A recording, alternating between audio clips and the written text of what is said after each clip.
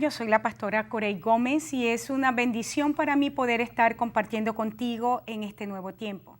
Me gustaría dar inicio hoy a una nueva serie que en otros momentos he compartido un tema parecido. Sin embargo, en esta oportunidad me gustaría trabajar con ustedes sobre perfiles de personas que Dios utiliza y cuáles son esas condiciones que Dios crea a nuestro alrededor para poder transformar nuestro carácter. Al mismo tiempo, cómo es que Dios empieza vamos a decir así, a orquestar todas las cosas de tal manera que la visión que Él nos entrega pueda llegar a cumplimiento.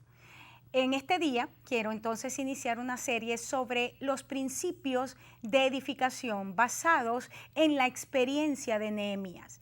Es bien interesante cuando nosotros estudiamos el tiempo de la restauración de Israel, cuando regresan del cautiverio de Babilonia, porque encontramos que Dios utiliza diferentes personas en un periodo al principio nada más de la venida entre Zorobabel y Nehemías de 100 años para orquestar todo un equipo. Encontramos, como nosotros sabemos, conocemos la historia, Israel había sido llevado cautivo al imperio babilónico, se habían destruido, la ciudad había quedado destruida, las puertas, los muros quemados de la ciudad. Y el primero en regresar fue Zorobabel. Dios despierta el espíritu de Zorobabel y de Josué, y cuando esta gente llega con aproximadamente 49.500 personas, aproximadamente es lo que encontramos en Esdras capítulo 2, la cantidad. Y dice que ellos regresan, pero es interesante ver las características. Eran personas que regresan, pero la mayoría de ellos estaba bastante mayor, o sea, eran viejos, estaban muchos de ellos enfermos, también desanimados, habían vivido mucho tiempo en la cautividad. Mucha de la gente de Israel que para ese primer momento no regresa era porque algunos de ellos estaban emigrando a otras ciudades vecinas, tales como Egipto, Persia. Pero encontramos también que muchos otros judíos se quedan en Babilonia porque habían logrado tener ciertos puestos. Encontramos entonces que por un periodo de 10 años, entre Zorobabel y Nehemías, la ciudad de Jerusalén seguía con todas las cosas, estaba completamente destruida. Nehemías capítulo 1 inicia con este contexto y encontramos en el capítulo 1 de Nehemías una historia bien interesante de donde quiero sacar o extraer hoy 4 principios importantes sobre el liderazgo, sobre cómo cada uno de nosotros puede edificar en tiempos difíciles, 4 características para edificar. Y me gustaría que entendieras lo siguiente: los principios de Dios se aplican a nuestra vida, se aplican a nuestra familia, se aplican a nuestro ministerio, aún se aplican a las naciones. Entonces, encontramos en primer lugar en Nehemías 1, y me gustaría leer para ti algo del 4 al 11, dice: palabra de Nehemías, hijo de Acalías, aconteció en el mes de Kisliu, en el año 20, estando yo en Susa, capital del reino, que vino Ananí, uno de mis hermanos, con algunos varones de Judá, y les pregunté por los judíos que habían escapado y de los que habían quedado en cautividad, y por Jerusalén. Verso 3, y aquí está bien interesante, dice: y me dijeron, el remanente, los que quedaron de la cautividad allí en la provincia están en gran mal, y el muro de Jerusalén derribado y sus puertas quemadas a fuego.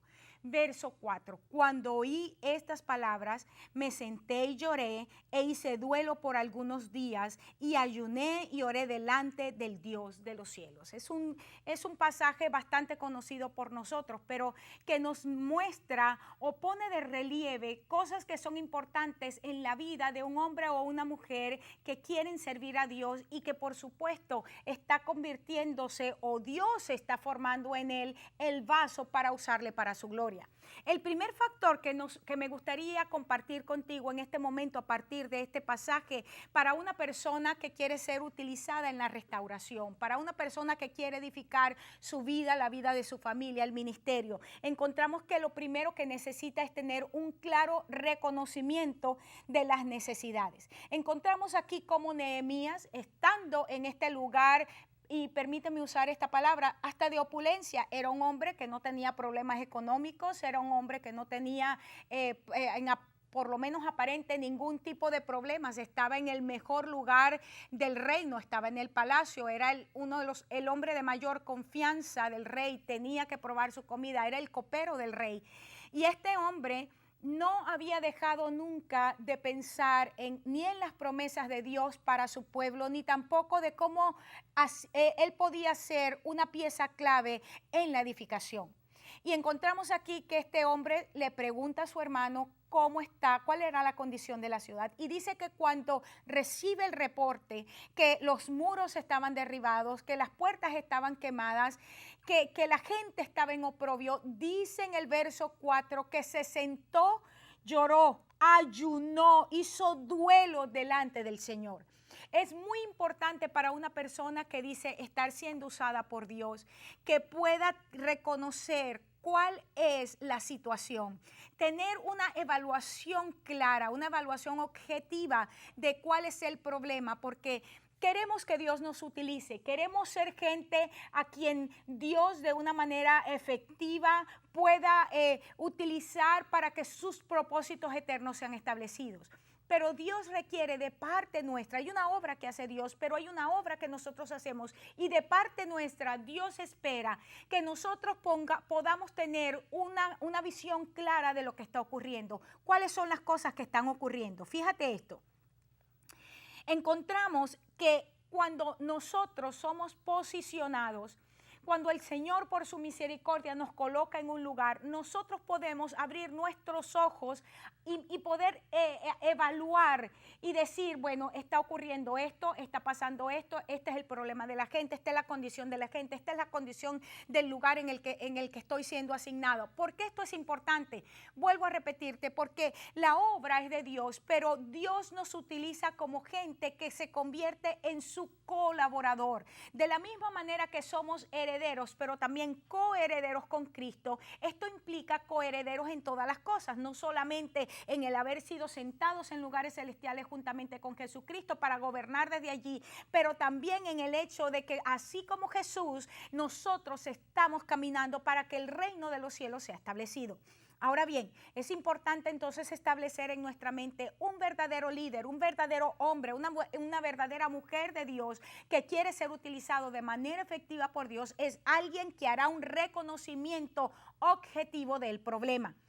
Encontramos en Nehemías capítulo 1, en el verso 3, pero también en el capítulo 2, verso 17, lo siguiente, dice que la frase que Nehemías estableció como eslogan fue: edifiquemos el muro de Jerusalén y no estemos más en oprobio. Nehemías verdaderamente tenía como objetivo en su corazón una cosa: tengo que edificar los muros. Tenemos muros personales en nuestra vida, tenemos los muros en nuestra familia, muros en la congregación o como la expresión local del cuerpo de Cristo que tienen que ser reconstruidos. Hay muros en la ciudad. Dios a cada uno de nosotros nos posicionó de manera estratégica para que podamos entonces caminar en ese sentido. En el capítulo 2, verso 17 dice de esta manera: les dije pues, ¿ves el mal en que estamos? Que Jerusalén está desierta, sus puertas consumidas por el fuego. Vengan y edifiquemos el muro de Jerusalén y no estemos más en oprobio.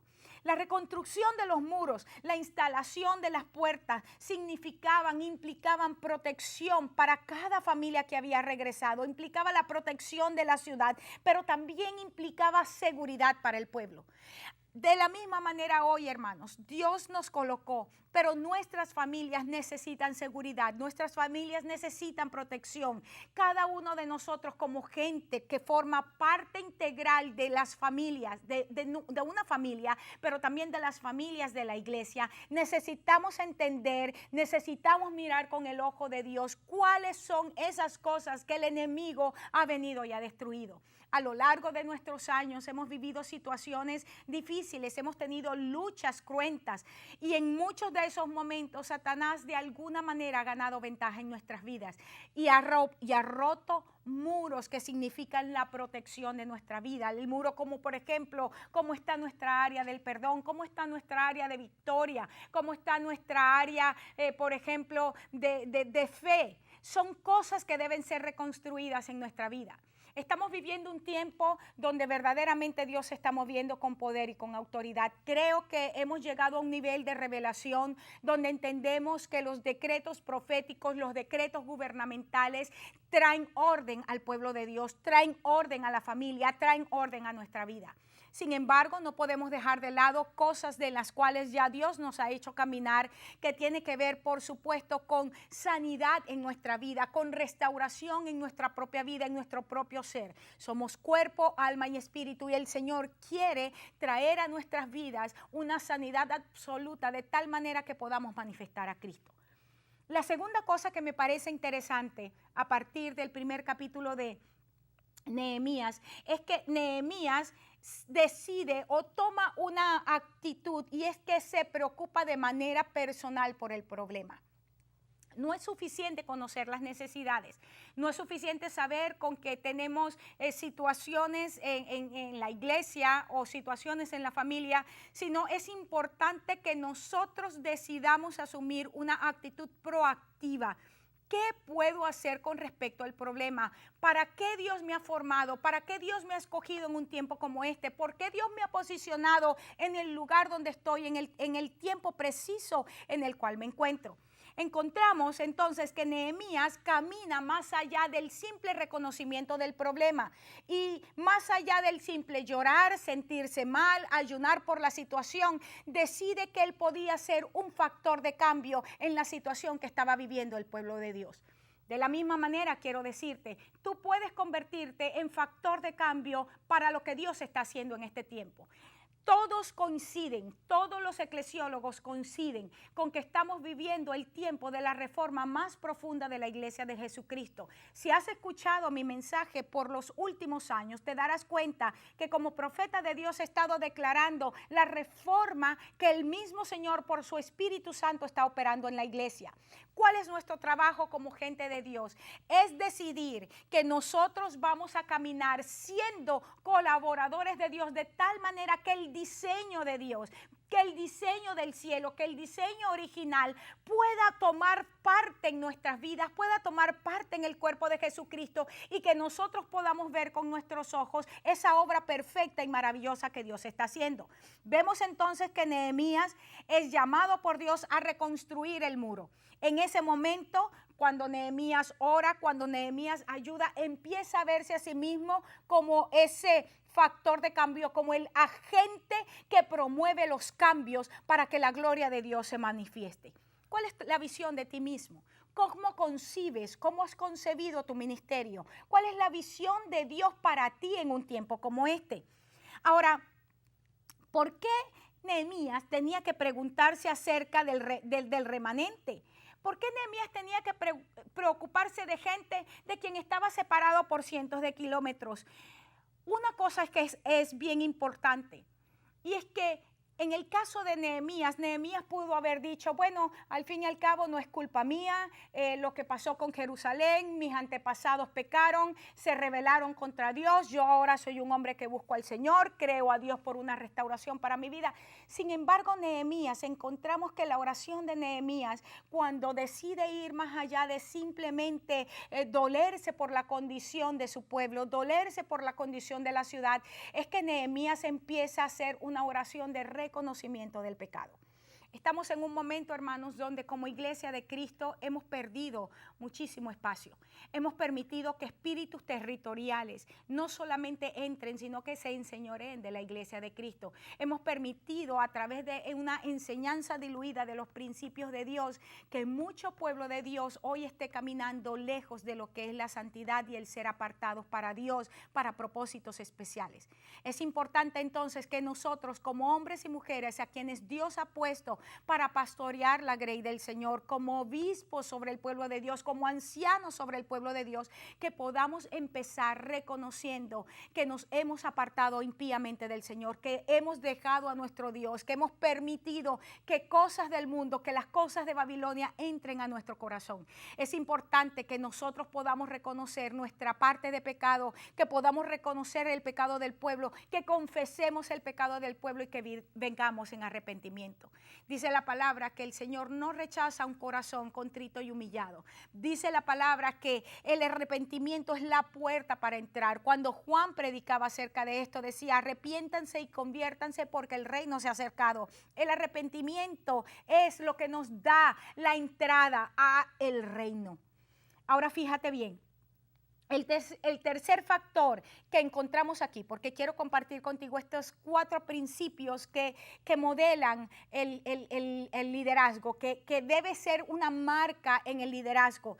Tiene que ver con que como el líder, el hombre o la mujer de Dios, la madre, el padre, porque son líderes en el hogar, un hijo que está en un lugar y entiende que en ese lugar de trabajo o en ese lugar de estudio es el muchacho, es la muchacha colocado por Dios para traer la vida de Dios en ese lugar. Lo tercero que necesitamos entender como gente que somos reyes y sacerdotes es que tenemos que aprender a acudir a Dios, llegarnos a Dios para presentar el problema. Estamos en un tiempo ciertamente donde tenemos muchísimos recursos en nuestra mano. Tenemos tecnología avanzada como nunca antes. Tenemos internet, tenemos ahora el poder de los medios de comunicación disponibles a tanta gente como nunca antes. Radio, televisión, cine. Tenemos teléfonos súper avanzados, estamos en comunicación con gente que está al otro lado del mundo en el mismo momento, simplemente nos conectamos y podemos conversar. Ahora, ¿cómo es posible que viviendo uno de los tiempos donde hay tanto avance tecnológico, tanto avance científico, seamos gente que nos hemos olvidado que el recurso número 1 para cada uno de nosotros, para edificar la iglesia de Cristo, para edificar la obra de Dios, para edificar nuestras vidas, para edificar nuestras familias, viene del cielo? Cuando nosotros estudiamos en el capítulo 21 de Apocalipsis y encontramos las características de la iglesia que desciende del cielo, que desciende de Dios, que tiene la gloria de Dios, encontramos que es una iglesia que está hecha con materiales divinos, con materiales del cielo. La obra que estamos haciendo no es nuestra. La iglesia no nos pertenece. Pastor, pastora que me estás viendo, ministro de Dios, la obra de Dios no nos pertenece. Somos administradores de la gracia. Somos gente simplemente que Dios ha colocado para que seamos mayordomos fieles sobre su casa. Y como mayordomos fieles no podemos olvidarnos que la obra le pertenece a Él, pero que los materiales con los que vamos a edificar tienen que ser materiales divinos. El primer recurso que necesitamos es tener a Dios, que por la obra poderosa de su Espíritu Santo podamos ver una iglesia que camine restaurada, que camine en sanidad, que camine a su posición de novia, a su posición de esposa, vestida con las vestiduras finas que el Señor preparó para ella. Necesitamos en el nombre de Jesús renunciar a las cosas del mundo, aquellas cosas que hemos tomado del sistema babilónico y que queremos utilizar para traer a la iglesia. Hermanos, yo soy una mujer profesional en todo sentido, o sea, soy una mujer que por la gracia de Dios no solamente estoy ministrando al cuerpo de Jesucristo, tuve la oportunidad de estudiar en el seminario, también Dios me dio la oportunidad de ir a la universidad, pero entiendo que si yo no me revisto primero del poder de Dios, cualquier cosa que yo haga para edificar al cuerpo de Cristo será en vano. Cuando el salmista nos dice que si los que edifican no tienen a Jesucristo allí como la piedra angular, en vano edifican, en vano trabajan. Necesitamos traer de vuelta al Señor a su iglesia. Necesitamos traer de vuelta las estrategias de Dios a su iglesia. No podemos seguir importando estrategias del mundo para edificar el cuerpo de Cristo. No estoy en contra de la psicología, de la sociología, de las ciencias sociales. Creo que utilizadas de manera sabia pueden ser un instrumento en las manos del Señor. Pero el recurso verdadero, el recurso que realmente necesitamos como gente de Dios en este tiempo se llama Espíritu Santo. Se llama Jesucristo como Rey y Señor de su iglesia, gobernando, reinando en medio de su iglesia. Que sea Él, como dice en Malaquías, el que pueda sentarse para lavarnos, para afinarnos, para lavarnos como a plata, para que podamos salir relucientes. Es un tiempo maravilloso el que estamos viviendo, sí. Pero también es un tiempo peligroso. Es un tiempo donde fácilmente podemos ser seducidos por las cosas que están afuera, porque tendemos a creer que las cosas que el hombre ha inventado son mejores que las cosas eternas, que las cosas de Dios. Esta es la razón por la cual cuando el apóstol Pablo dice que las cosas que son eternas, que las cosas que son celestiales, que las cosas que son espirituales, son locura para aquellos que caminan en la carne, son locura para aquellos que no pueden percibir porque sus sentidos están completamente cerrados. Pero tú y yo somos gente de Dios. Se supone que tú y yo somos gente espiritual, que caminamos de acuerdo al orden espiritual. Por lo tanto, los recursos que están disponibles para nosotros, para edificar la iglesia, para edificar la familia, para edificar nuestras vidas, para edificar nuestros hogares, tienen que ser los recursos del cielo. Necesitamos en el nombre de Jesús los recursos del cielo. Entonces, mira cómo dice aquí en Nehemías, en el verso 5 del capítulo 1, dice Nehemías orando y presentando el problema al Señor, le dices: te ruego, oh Dios de los cielos, fuerte, grande, temible, que guarde el pacto y la misericordia a los que le aman y guardan sus mandamientos. Uno de los recursos más poderosos que tenemos, hermanos, son las promesas que tenemos en el pacto de Jesucristo.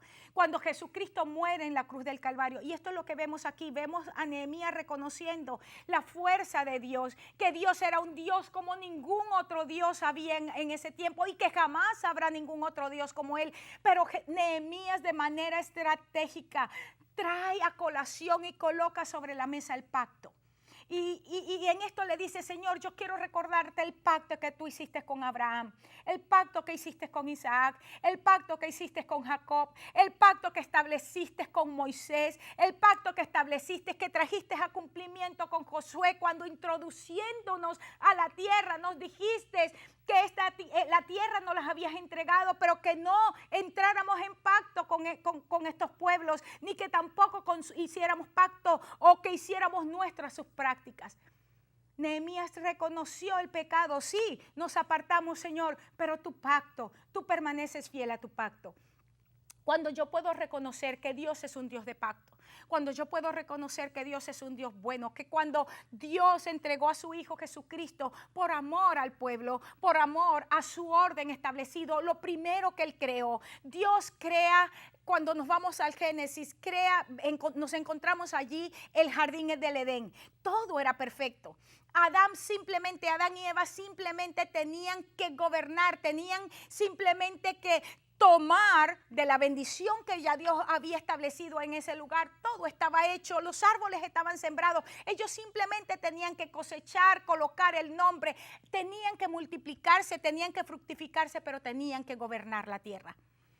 Sin embargo, cuando nosotros ponemos a un lado el pacto de nuestro Dios, cuando nosotros ahora como iglesia del Nuevo Testamento ponemos a un lado a la muerte de Jesucristo, cuando ya como iglesia no queremos ni siquiera predicar la cruz de Cristo, el pacto de Jesucristo es efectivo solamente porque Él como el testatario murió.